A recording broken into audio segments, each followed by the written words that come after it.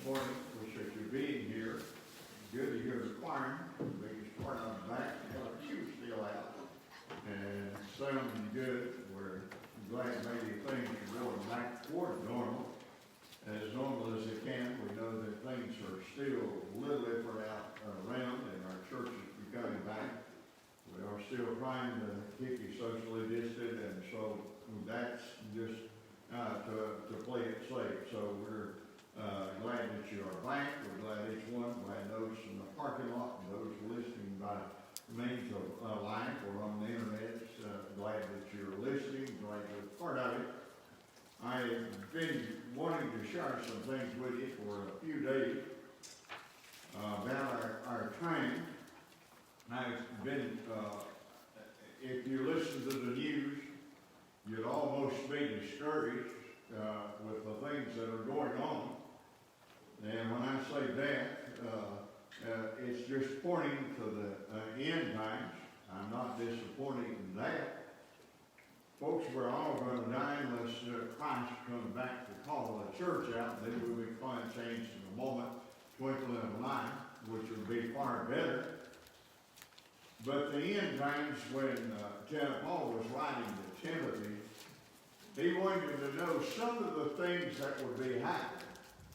The Apostle Paul thought that he would live to see the return of Christ. He writes to Timothy about the end times and what it would be like.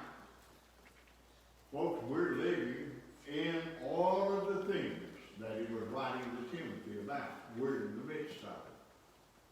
And the Bible says when we see all of these things come to pass, look up, our redemption draweth nigh. I'm glad I got a place to go that's better than this. Now, I thought as Eddie was teaching Sunday school this morning, he was talking about how things change when you get older. They change rather fast, and the older you get, the faster they change. And so, but looking at what's happening around us, I'm almost amazed how much signs of the time are progressing along. You sit and watch the news, you see all the things that Paul was writing to Timothy about in 2 Timothy, the 3rd chapter. It's happening, it's unfolding before our eyes. And I'm afraid sometimes as a church, we sort of become immune to what's happening and don't really see it as it is. The Bible said, blessed are those that are found watching or waiting for Christ. He was talking about that when he was giving an illustration of what was going on. And he said there would be those to be watching. Church, I believe we're going to wake up, pay attention. It's coming to pass real fast. When I was in one of the meetings I was in the association this week, they had a picture of a beautiful sunrise and all the red clouds and all of it around. All I could think of, this could be the day that the Lord returns. We don't have a promise tomorrow. And I'm going to read you some of the signs of the time. And I know it's Father's Day, and happy Father's Day to all the fathers here and all the guys that maybe not fathers but fit the father figure to a lot. There's more than just biologically being a father. They're men that have been fathers to a lot of people that didn't have one of their own, so I say it to all you men. And I hope I'm talking to all of you that you live and do and try to help and be a father guidance figure to those around you. Some don't have it, and boy, you need to step up. Whether you got children or not. And then those that have children, be that father figure to them. And today we ought to be showing confidence that we know where we're going and leave a perfect life to those behind us. If Jesus bears his coming, you and I need to leave a legacy behind us as fathers that world can follow along after. Now, it's easy to sort of get wrapped up in the times and get busy and not do all we should. I want us to be cautious, to be godly dads. And being you be, if you don't have children, you be it to those around you. I like to see you men that lead our young people and are setting a good figure for our young people. I appreciate that very much, and that's what we should be doing. The Bible talks about that. I thought about reading it, that where it says to treat an older woman as a mother, older men as dads, and respect them and show them respect, and to teach the younger ones as sisters and brothers and all of that. But it leaves a responsibility, dads, that we walk the right path. Men in general, not just dads, I'm talking about men in general. And this thing's wanting to beep on us because too many on Bluetooth. If you have yours on, turn it off and it'll stop beeping. That's one way of doing it. But let me get your attention on this for a moment. Men, I want you to be the man you should be. I want you to live an example to them, whether you have children or not, because somebody's watching you. I see some of you that have no kids and how the kids come to you and hang to you. Boy, they're looking up to you. So please, I encourage you, live the life you should be, that you need to be for the Lord. Now, in the 3rd chapter of 2 Timothy, starting in the 1st verse, I was reading this for my personal benefit, and I thought maybe it might just be good that God wants me to share it with you as the church, because I want you to look around what's going on around you. I have never seen a time that this scripture is more evident than it is today. So as we read it, so this know also that in the last days perilous times shall come. I've never lived in a time like we're living in. When this song first came about, I called a pastor friend or two of mine. First thing they'd say, we don't know exactly what to do and where to turn and how to go. They were concerned about the people. They were concerned about what was going on. And said it was the hardest time they'd ever seen. It is. Well, boy, I'm glad God's still in control. Amen. He ain't lost control. He knows exactly what's going on. He didn't maybe see it, but he allowed it to. And I hope it's to get our attention as the church that we love the time that we assemble, we love one another, and we go forward. But it's a difficult time. Said in the last days, they would be perilous times or uncertain times that would be happening. I watched the news and the pandemic taking place and took all the news, and then all of a sudden we had the death of Floyd and the demonstration riots and every other movement could go stirring up from all over the country.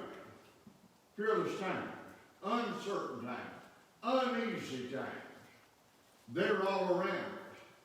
Paul writes to Timothy and said, this know. Said, I want you to know they're coming. They're coming to you and I. We saw them come and all of this, but we're nearing the end. I'm glad that I made my election sure with God. You're not sure where you stand with God. I wouldn't put it off 1 minute. Amen. Because Christ could come and you be left behind. It's going to be a troubled time. The end time that Paul was writing Timothy about is not the end of the age. It's just the end of the church age. We're going to be gone. And those that are left behind are going through 7 years of the awfulest trouble, worse than we're seeing now. And I think it's pretty bad now. I believe you and I, if you don't know, you need to make that preparation. You need to nail it down for sure that you know Christ and the free pardon of sin. Not put it off, because tomorrow may not come. I don't mean to scare you. It may not come for me. It may not come for you. There's a lot that didn't think that their life was going to end. You're as short as it is that's been on the obituary in the last few days. That could happen to you. So I encourage you, make sure that you're where you need to be with God, because tomorrow might be the day that, thank God, we could see Christ returning after the church. He's coming after a bride that's spotless and all of that. I don't want to go into all of that and to take from where I'm going to share with you. But I want you to realize it's important that the church be where they should be with God. It's important that you as an individual, if you don't know Christ, is saved, born again, because he's coming after those that are born again and take them out. Goes further. Said, therefore men shall be lovers of their own selves. I'm going to read across these, then I'm going to go back and briefly touch on them. Take me all day. I really broke it all down, but I want you to see a little bit of it.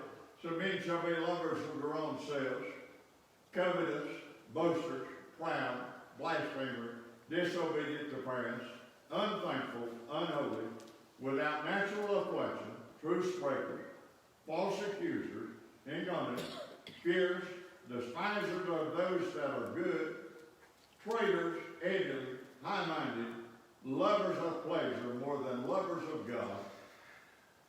Now, listen to the next word. Get a message here. Having a form of godliness, but denying the power thereof, from such turn away. Church, you and I need to turn away, get down to business with God, and get serious about our Christian life. Now, I know if you're lost, you need Christ. If you're listening to me by internet or whatever, you're lost, you need Christ. Time's running out. But church, God's looking to us to quit playing church and get down to business with him. Now, because the world is doing all of these things, doesn't mean that you and I should become involved in it. We should set a different standard. I done said, men, we need to set the standard. We need to raise the mark higher. We need to be the best that we can be.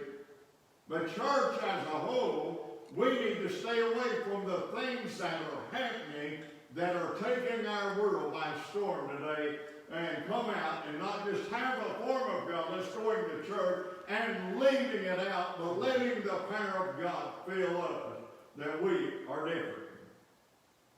Number one, when it says lovers of themselves, in this march and demonstration, and by the way, let me clarify how I feel about this. Every life mattered to Christ.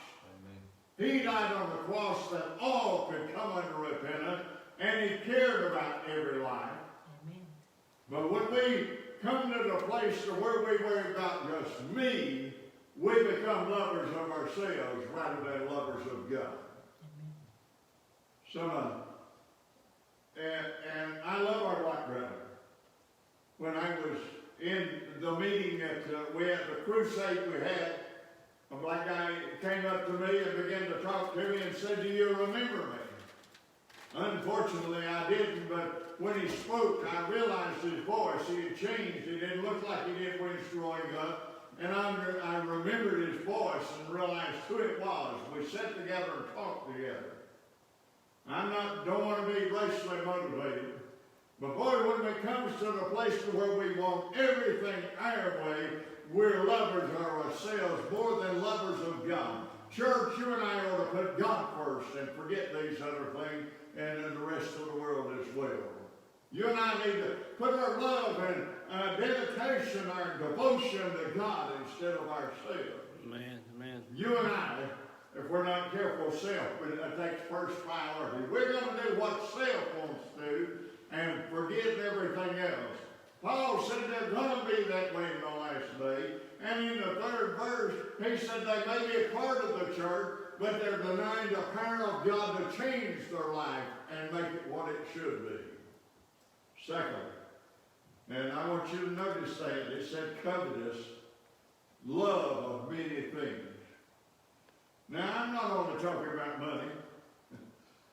I see a lot of things that would, I think would be nice. But let's be careful not be covetous in that belongs to our neighbor. The Bible talks about their wealth, their land, their male servant, whatever they have, not to covet it. You and I need to stop looking at the things of the world and begin to look at the things of God, putting it first.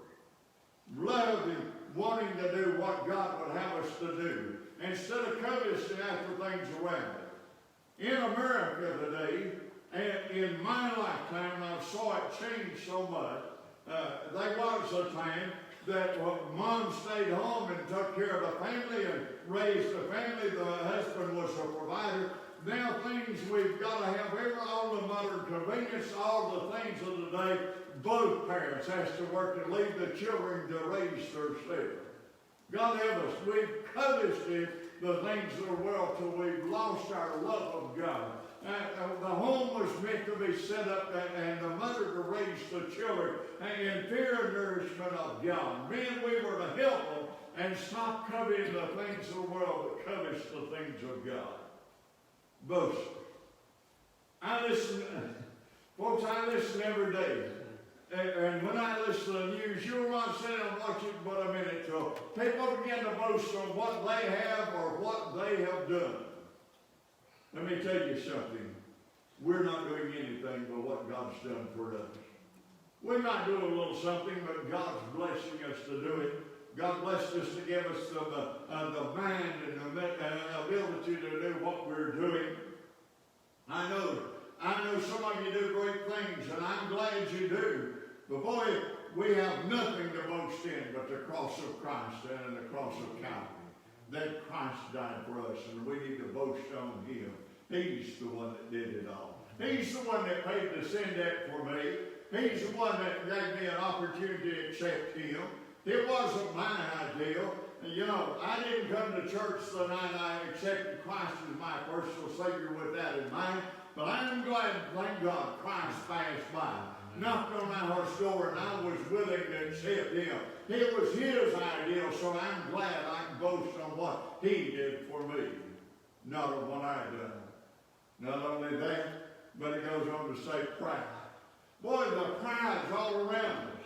Everybody, and I'm proud of America. Let me say that. Sometimes I forget to mention it, but I'm proud that I'm an American. I'm proud I'm an American citizen. But boy, that's all I can say. I'm proud of God and what He's doing in our church.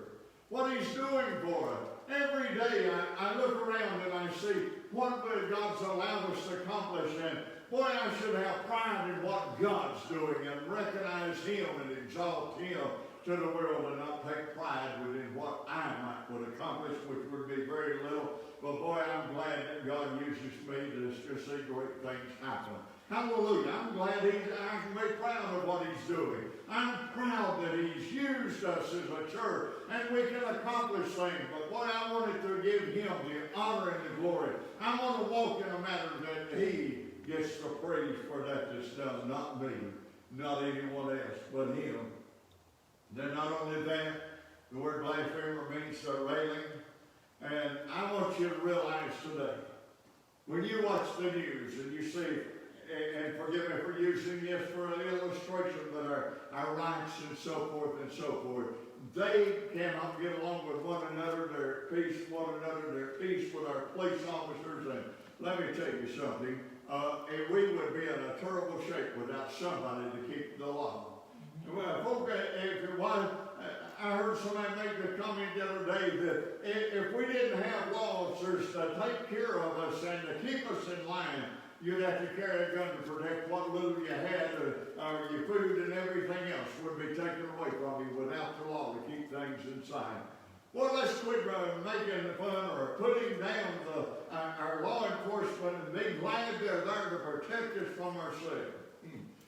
Some of you drive Chevrolets, you don't have much problem if you're driving a Ford. Maybe they're to protect you, keep you from killing yourself. How's that driving? It's too fast on the road. They're there to help us, take care of us. Folks, let me tell you something. You and I need those to help us and to keep us alive. And stop railing against them, making an outcry against it. And if you have fellow Christians in the church, don't disagree. If you do it in love and show love for one another and to grow closer to one another. Boy, we need to be boasting on and be at peace with one another. I hope that if you don't like what I do, I hope you disagree in love and we can go on and worship God anyway. Amen. I don't like something you do, and I'm going to do that. I'm going to love you, and I'm going to be it. I'm not going to be putting you down or railing against you because you didn't want to do it my way. God help us to get over our self-centeredness and let God be the center. What God leads, then let's do it that way. Not only that, goes further than this, and boy, again, I say it's happening. I was noticing most of the young people that were demonstrating and so forth are of the same group. And it said disobedient to a parent.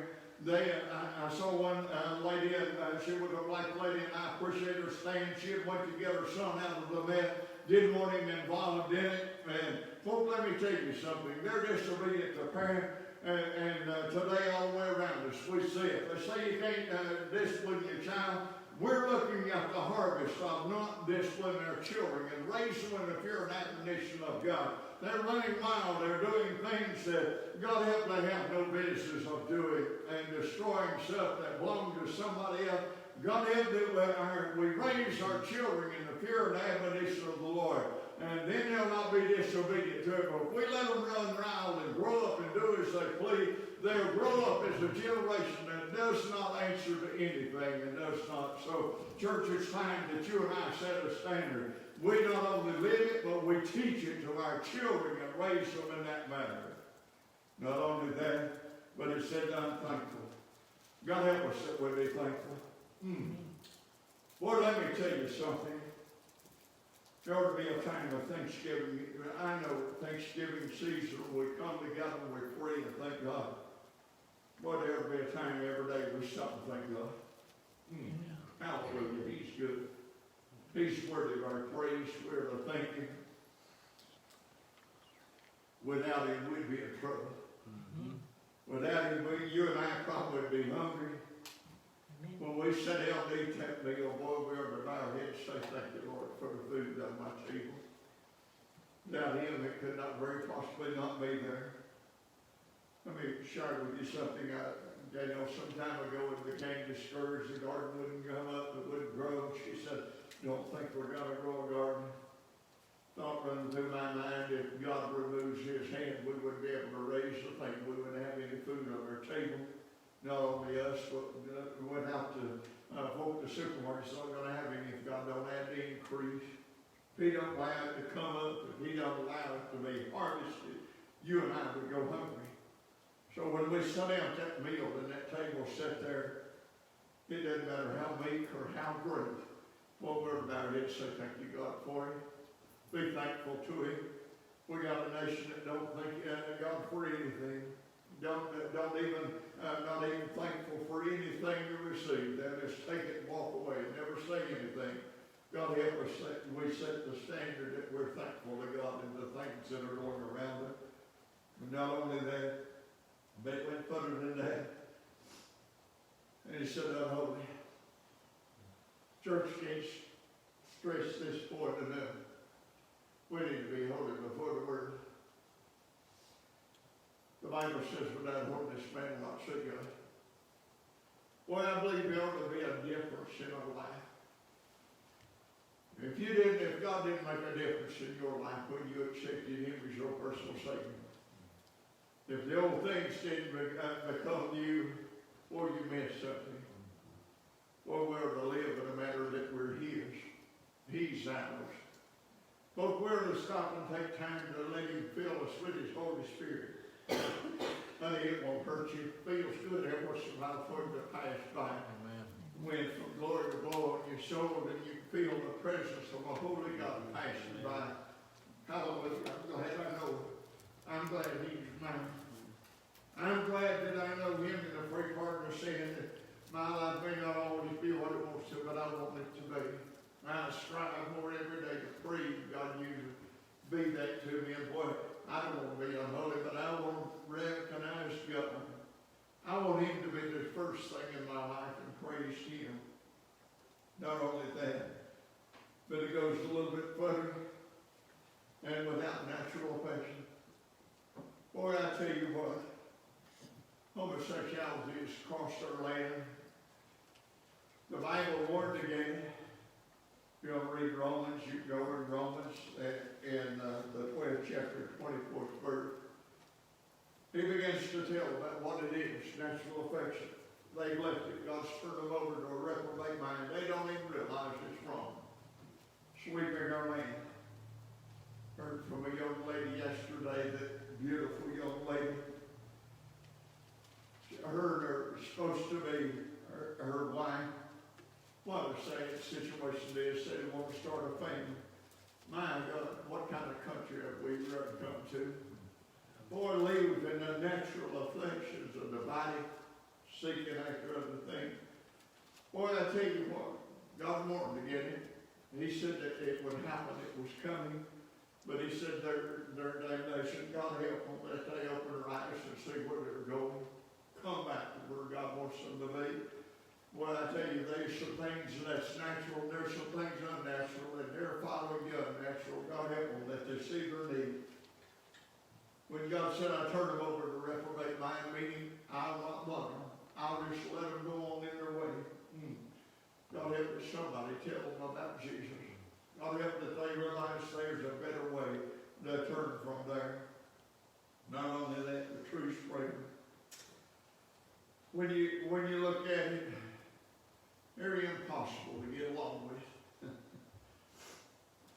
God help us to be more lovable than what we are.